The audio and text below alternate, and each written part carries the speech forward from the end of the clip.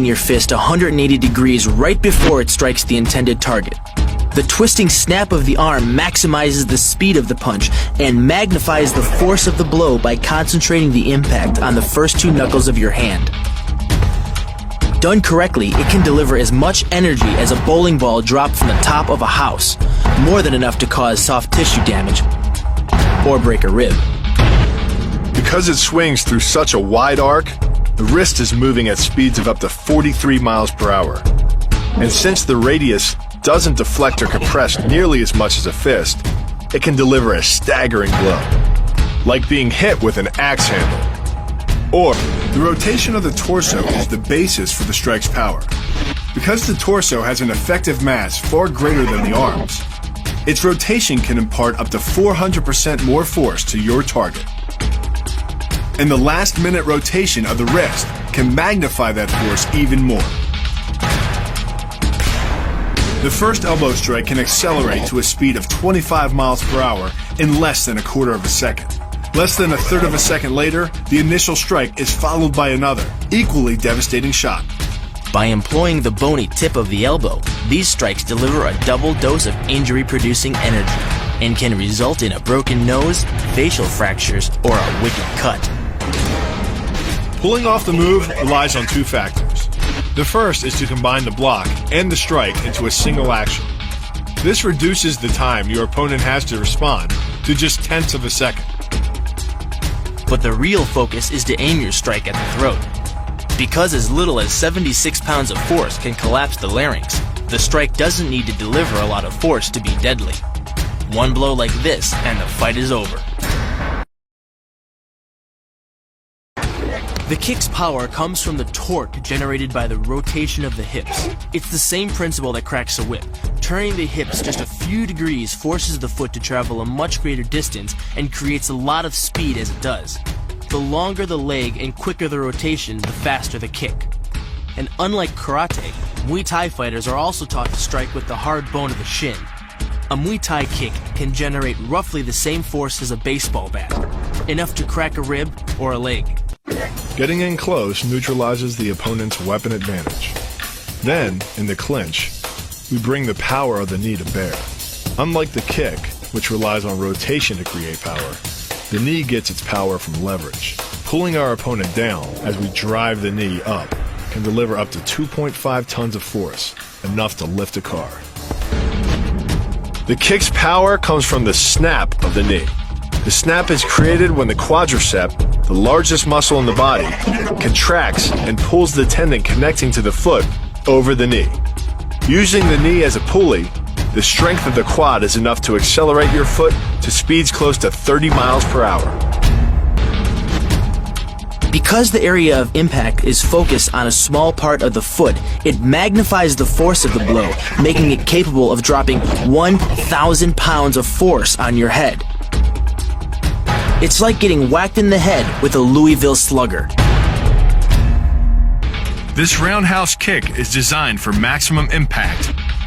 With the powerful muscles of the thigh yanking the tendon over the knee, the foot accelerates from 0 to 21 miles per hour in just 1/3 of a second. Combine that with the reinforced shoe, and this kick can drive the nose bone back up into the brain. In this move, the forward propulsion of the hips, combined with the piston motion of the lower leg, can send well over 700 pounds of force directly through the rigid bone of the heel. This impact won't just knock an opponent down. The force is enough to permanently damage his kneecap.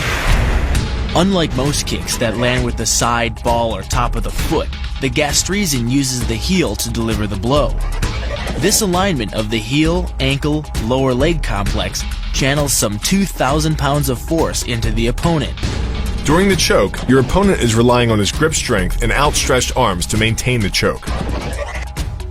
The strength of your back and shoulder muscles is greater than the applied force of your opponent's hold, so it doesn't take much to break his grip. And the closer your hands are to your own neck, the greater the leverage. The power of this move comes from the spin. Like the wrecking ball at the end of a demolition crane, the power is generated by the rotation of the body.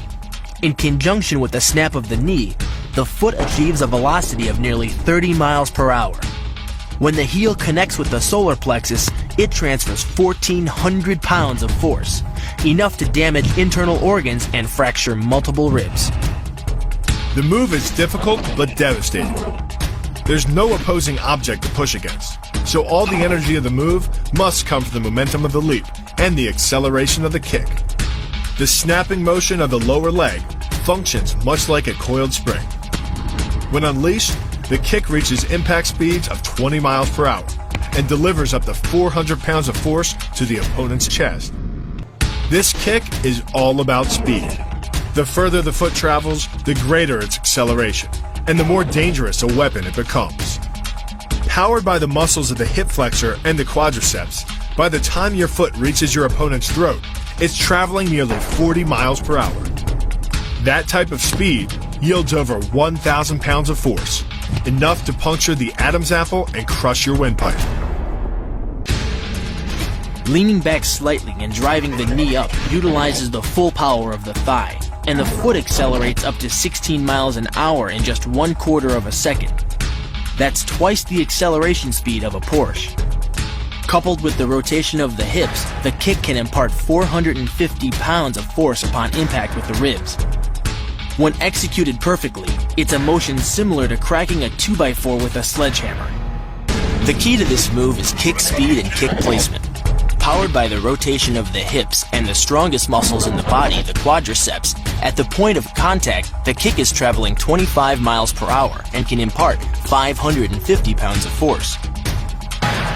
The wider the foot travels from the center of its axis, the more speed and power it picks up. More than enough to cause a knockout or concussion. Delivered to the neck, it can fracture the cervical vertebrae. The tornado kick is a study in controlled chaos. A quick spin confuses your opponent. Then one knee is thrust into the air, launching your entire body high enough to fire a powerful kick. The momentum generated by your body weight rotating freely, combined with a powerful hip thrust, creates a devastating blow of over 700 pounds of force upon impact.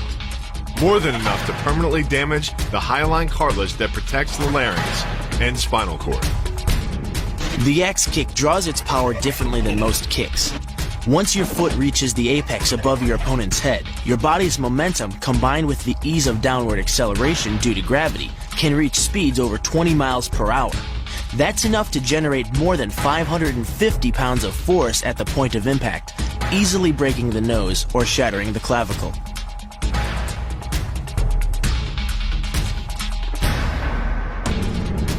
The power of this move comes from the spin. The rotation of the torso, combined with the foot at the extremity of that rotation, generates speeds of over 20 miles per hour. By the time the heel connects with the solar plexus, it is traveling 60 miles per hour and transfers over 450 pounds of force, enough to break ribs and even damage internal organs.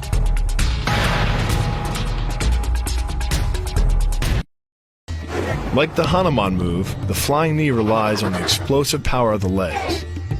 But rather than spread the power of our blow over two fists, it concentrates it into the spear point of the knee and combines it with the force of gravity. It's the equivalent of hitting our opponent in the chest with a sledgehammer. It's aimed at the largest gland in the human body, the liver. A direct hit won't just bring an opponent down, it can rupture the gland, causing severe internal bleeding. But the liver is well protected by the rib cage, so the kick must be accurate to within half an inch. Leading with the near arm, the first jab travels the shortest distance to the opponent, so what it lacks in force, it makes up for in speed. The second punch, utilizing both the twist of the shoulders and the forward momentum of the kick, can carry over 4 times as much impact. And just a few hundred pounds of force to the temple is enough to cause a knockout. Doing the 360 defense requires you keep your body in motion at all times, using your arms to defend different angles of attack. The key is keeping your arms at an oblique angle with your hands open and straight so that you don't take any blows straight on. Each is deflected down the angle of your forearm, which reduces its impact. The key to this synergy of speed and power is punch technique, punch location, and punch frequency. With your elbows tucked in behind your fist, the energy of each punch is maximized. And because the punch is delivered to your opponent's core along a center line, the more directly that force is transmitted to his body. The effect is similar to that of continually slamming a battering ram against a door. No matter how strong, it can only sustain so many blows before it collapses. By propelling your body into the air, you effectively become a human missile, hurling your entire body mass into your opponent's gut. The force created by the body's forward momentum is partially absorbed by your opponent, which can knock the wind out of him, or even crack a rib. But the coup de grace is the elbow chop. Impacting with the head at nearly 15 miles per hour, a solidly landed elbow to the head's frontal bone can knock your opponent out, fracture his skull, or cause serious spinal cord damage. The effectiveness of the Pola Kaimao lies not in raw power, but in speed. By relying on your triceps to snap the strikes forward over the elbow, 3 blows can hit in 7/10 of a second. The final impact of the strike to your opponent's face can deliver as much as 175 watts of power, more than enough power to stun him or crush the cartilage of his nose. You then add insult to injury, firing one last shot into one of the most sensitive regions of the body, the groin. What makes this combo so effective is the momentum behind it. Powered by the running start and the most powerful muscles in the body, the quadriceps, the initial kick lands at 15 miles per hour. The second kick creates 3 times the injury-producing energy as the first, delivering over 650 pounds of force. That's like taking a shot from a sledgehammer to the face, more than enough to score a knockout and rearrange some facial features. Labai works on a concept called the couple. Basically, it's 2 levers linked at a single fulcrum, the elbow lock. And it doubles the foot-pounds of torque you can generate when compared to a single-arm lock. There's more than enough force to flip an opponent to the mat or dislocate his elbow. This move uses the same principle as a throw in judo, off-balancing your opponent and then using his momentum to send him down. But it's much more aggressive. The sweep here is actually a strike to one of the most sensitive areas of the body, the Achilles tendon. The throw works just like a crowbar, where your leg is the lever and your hip is the fulcrum. The trick is positioning your body in just the right place. If you're just an inch off the placement of your thigh and hip, the amount of energy needed to throw an opponent can more than double. But performed correctly, Uchimata requires almost no energy, yet it can deliver up to 5,000 pounds of force. If it weren't for the mat, a throw like Uchimata would be enough to cause serious injury or even paralysis. The sacrifice throw is a simple lesson in conservation of energy. The stronger the opponent attacks, the further he gets thrown. It works like a catapult, where your opponent's momentum supplies the counterweight. The faster he's going, the further he's going to fly, and the harder he's going to land. The higher you can lift your opponent in this move, the faster he'll hit the ground. It's not just your force working against him. His acceleration due to gravity can mean his head hits the ground with a 3,500-pound impact. On a hard surface like concrete, this is more than enough to cause a serious brain injury. First, the opponent's arm works as the lever to optimize your control. Second, your own back serves as a pivot point for the throw. The strength and stability of your back allows you to throw a much heavier opponent than in a move that requires you to lift him. To do that, the Marine pushes his opponent at a location above the center of mass, while using his sweeping leg to create a tripping point, which is below his opponent's center of mass. Once the loss of stability has occurred, gravity does the work, and the damage. On the ground and on his back, your opponent is now vulnerable to any number of finishing strikes. By taking control of your opponent's leg, you turn his hip into a pivot point. And there are 2 forces being imparted about the pivot point, one by the arm above and one by the sweep below. These forces act as a couple, resulting in your opponent's rotation that slams him right to the deck. And given the speed of rotation and the force of gravity, that impact could cause permanent injury. The key to the double is to hit your opponent below his rib cage, which knocks him off his center of gravity. Wrapping your arms around his legs prevents him from regaining it. Your forward momentum, coupled with the upward thrust of your hips, gets your opponent airborne. Driving him to the mat can yield over 3,000 pounds of injury-producing force.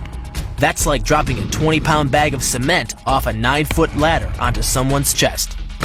Gotcha. The key to the sprawl is sliding your legs backward, while leaning in and locking your hips at the same time. This forces your opponent's center of mass beyond its stability zone. Coupled with the downward thrust of your forearms, he's now supporting your entire upper body with the back of his neck and head, which leaves him face down on the mat, vulnerable to any number of attacks.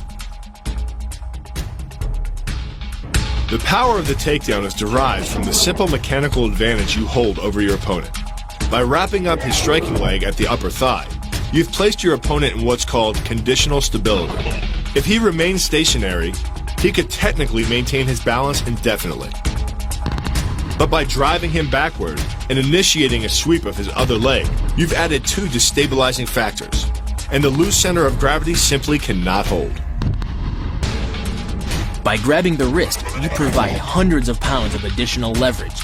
This reduces your opponent's ground weight by half and allows you to more easily knock your opponent off balance. The rotation of the hips then amplifies the power of the leg sweep.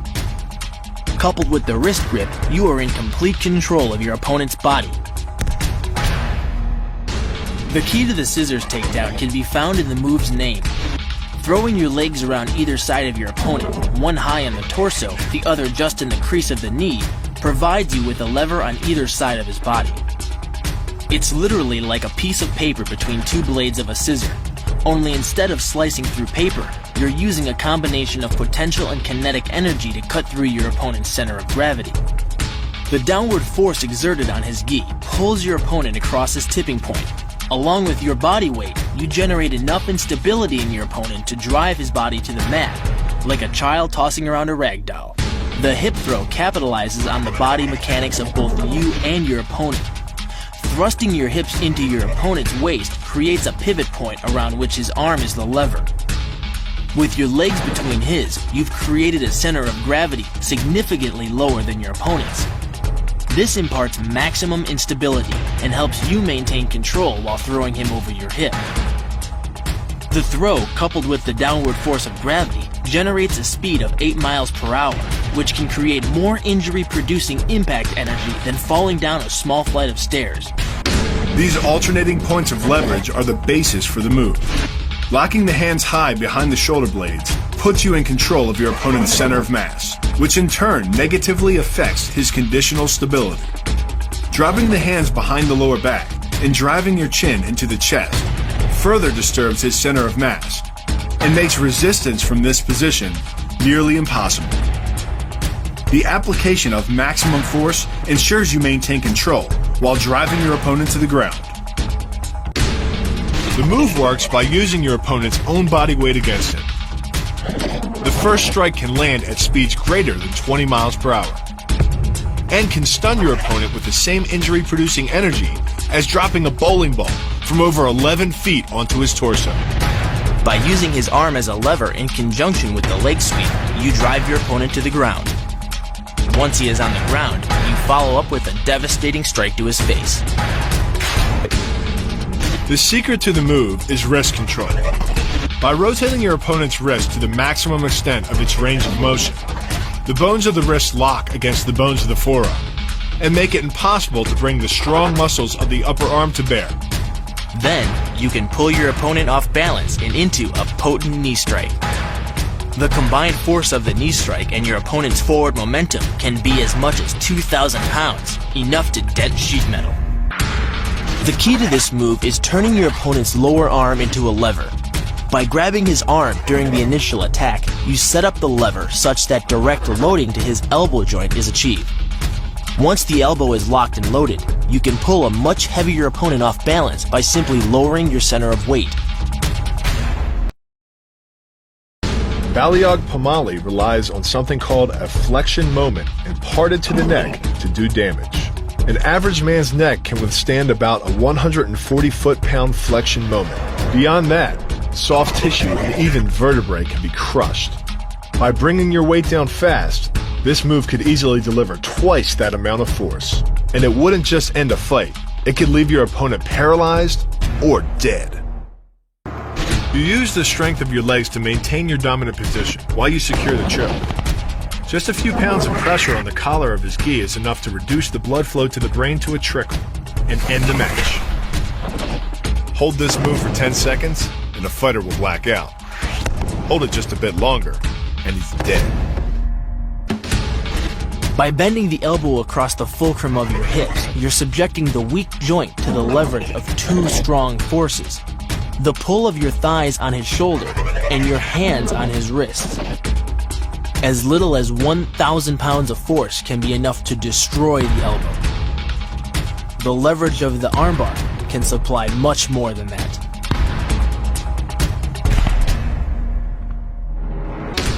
This move uses your opponent's arm as a lever working against him. The greater the torque on his shoulder, the greater the pain inflicted. And exceeding the joint's normal range of motion causes more than just pain. The soft tissue, muscles, and the bone can all be seriously damaged by this pressure. The goal of this lock is to stretch the tendons at the top of the foot to the breaking point.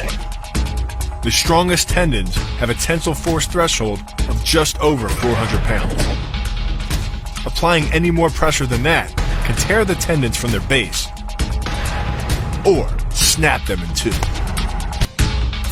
But the real damage from the knee bar doesn't come from gravity. It comes from leverage. Once the knee is locked, your hips act like a fulcrum, and his leg acts like a lever, multiplying any force you apply. So even though the ligaments and tendons around the knee can sustain 1,700 newtons of force, the knee bar can load a lot more than that, enough to completely destroy the joint. Working much like a nutcracker, your forearm and biceps apply pressure to your opponent's carotid arteries.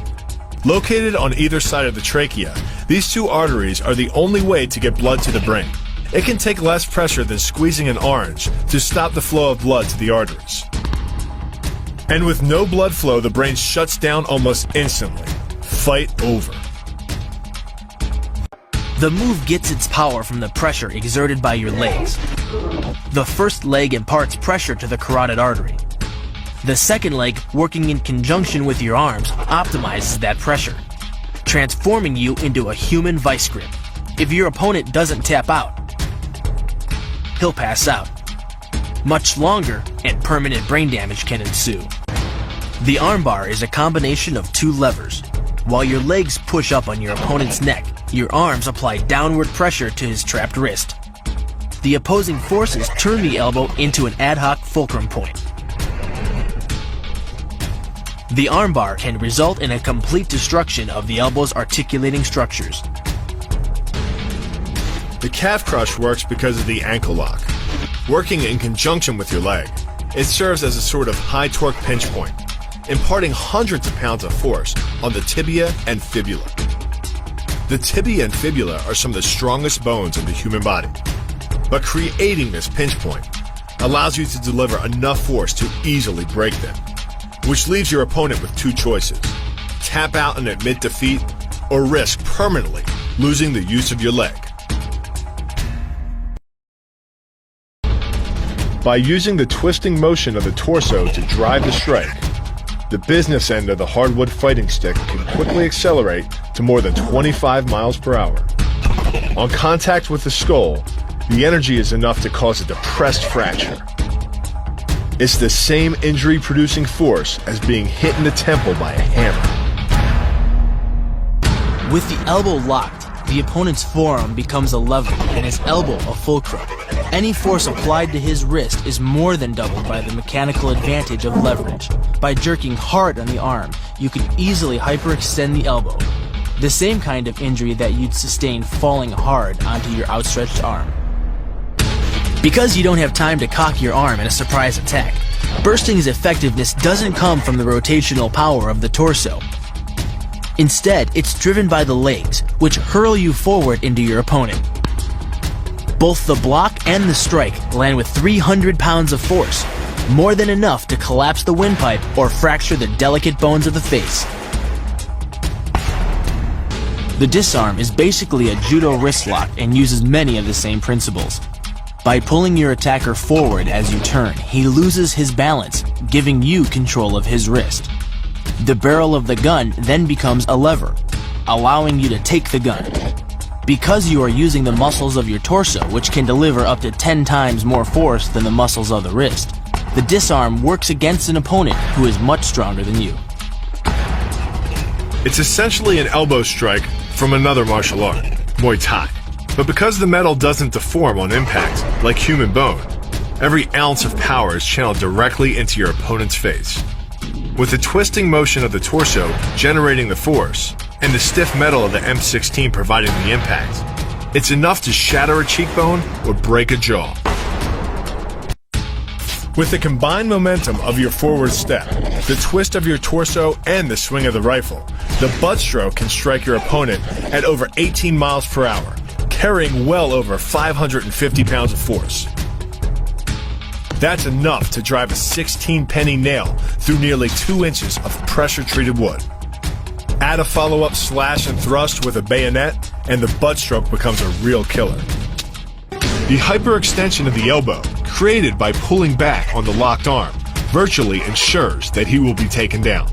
The knee strike to the wrist dislodges the knife and further loads the elbow and shoulder. The technique can easily result in damage to the elbow joint, the tendons of the rotator cuff, or even a broken arm. With practice, the ninja can hit his intended target from distances as great as 45 feet. At impact, that's more powerful than a Major League Baseball pitch. This move is more about timing and precision than power. Instead of hacking through the limb, the first strike imparts an injury just a few inches below the elbow. The sword's razor-sharp blade easily slices through the soft tissue of the attacker's arm. This opens up his defense and provides the ninja a clean opportunity to deliver the kill stroke, a powerful shot to the top of his head.